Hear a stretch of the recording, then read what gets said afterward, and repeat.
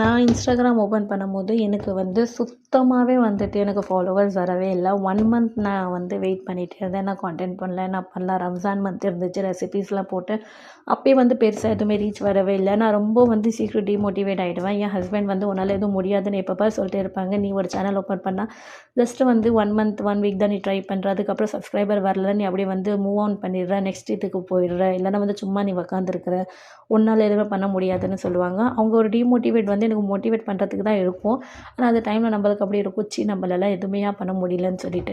அப்படி தான் சொல்லிட்டு நான் இது இன்ஸ்டாகிராம் பேஜ் ஓப்பன் பண்ணேன். அண்ட் யூடியூபும் ஓப்பன் பண்ணேன். யூடியூபில் அளவுக்கு இப்போ எனக்கு சப்ஸ்கிரைபர் இல்லைனா கூட எனக்கு ஒரு ஹோப் இருக்குது. இன்ஷால்லா கூடிய சீக்கிரம் எனக்கு வந்து நிறைய சப்ஸ்கிரைபர் வருவாங்க. ஸோ அவ்வளோதாங்க. நம்ம டிமோட்டிவேட் பர்சனாக இருக்கனால தான் நம்ம கூட இப்படிலாம் நடக்குதுன்னு சொல்லிட்டு நான் நிறையா வாட்டி யோசிச்சிருக்கிறேன். ஒருத்தவங்க சிரிப்பாங்களே, ஒருத்தவங்க நம்மளை பேசி கலாய்ப்பாங்களே, இது என்ன நீ பண்ணுறேன்னு சொல்லிட்டு கேட்கட்டா என்னால் என்கிட்ட பதில் இருக்காதோ சொல்லிட்டு எல்லா விஷயத்துக்கும் நான் பயப்படுவேன்.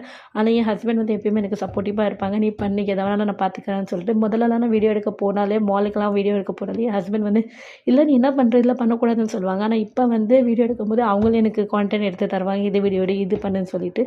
ஸோ நம்மளோட பேக் போன் மட்டும் நம்ம பின்னாடி இருந்தாலே போதும். நம்ம எதை வேணாலும் நம்ம வந்து சாதிக்கலாம் லைஃப்பில்.